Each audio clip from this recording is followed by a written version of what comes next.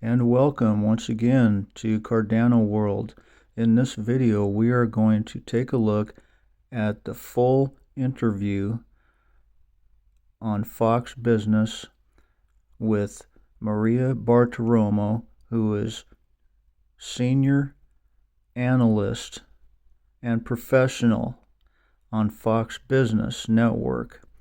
She's going to interview Charles Hoskinson, CEO of IO Global and founder of Cardano, co-founder of Ethereum, where she says Cardano is the most advanced blockchain in the world. Here we go.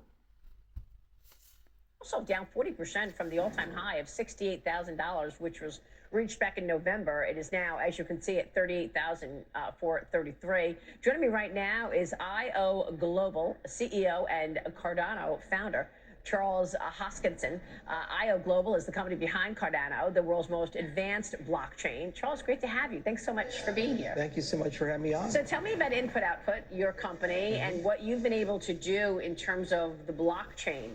I want to get to how it's solving crises and what you're doing to address it. But first, tell us about the business. Sure.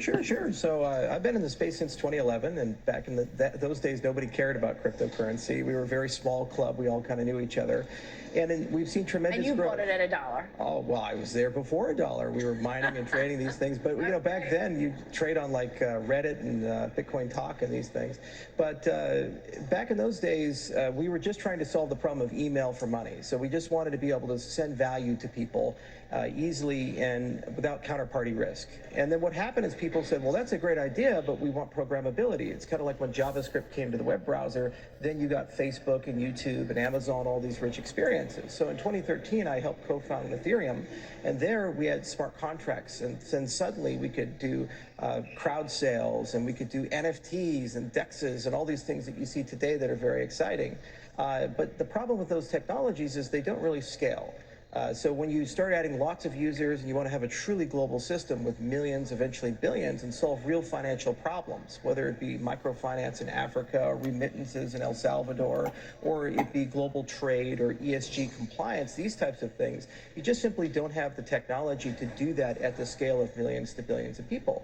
So what I did in 2015 is I took a step back and I said, all right, let's start a company and do first principles research. So we opened up labs everywhere, one in Tokyo at Tokyo Tech, one at University of Wyoming, University of Edinburgh, Athens, because I like the food, these types of things. And we wrote 135 papers, mostly peer-reviewed, and we kind of built out the scientific back end, the scientific layer of the industry. And then we took those papers and transformed them into high-assurance code, the same type of code used for jets and for rockets and these things, code that can't fail.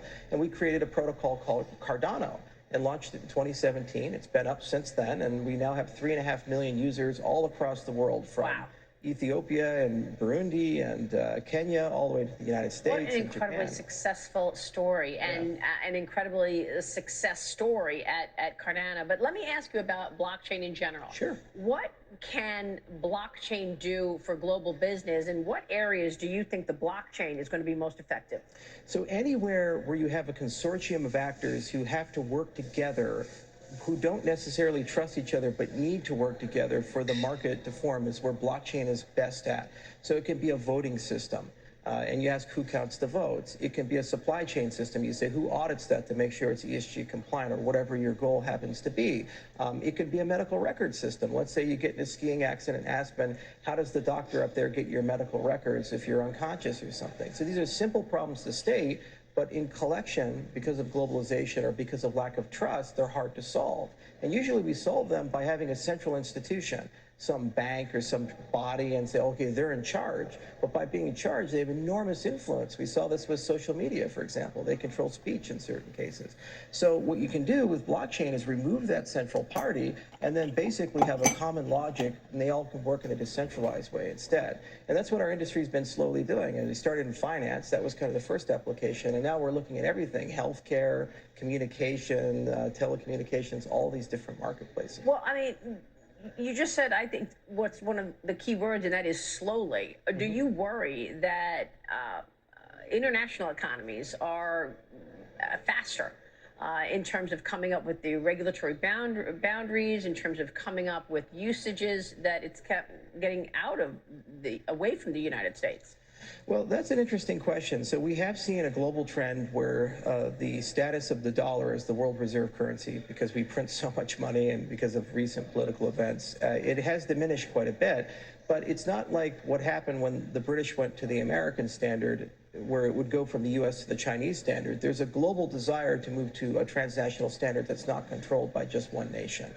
And nobody really wants, in the Western world, the Chinese standard to replace us. So blockchain is another example of a compromise solution.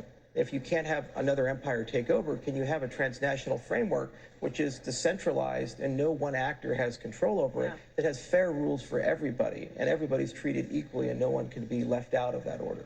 Before you go, I got to ask you a little about crypto, because you are also the co-founder of Ethereum. Tell me about Ethereum versus Bitcoin versus others. I mean, what should we understand about these different cryptos? Why did you create Ethereum? Yeah, so there are generations. And so the Bitcoin was great.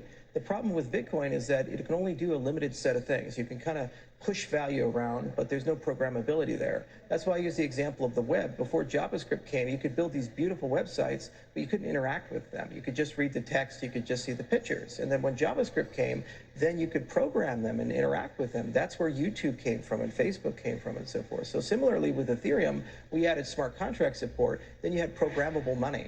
You could issue your own money, you could build your own financial applications, and they don't require a bank or an intermediary.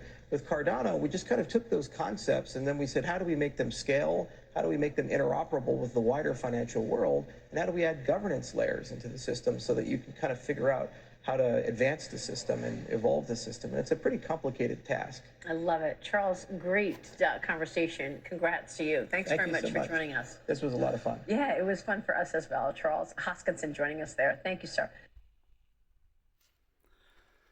And there you have it, folks. Scientific. The full interview on Fox Business with Maria Bartiromo, professional top business analyst, not a YouTube influencer. You have to listen and understand the facts from the horse's mouth sometimes to really understand. Thank you for joining us today. I hope you appreciate this info. And if you like, you don't have to, but you can push the like button, subscribe if you want. And I hope you guys have a great day. Thanks for watching.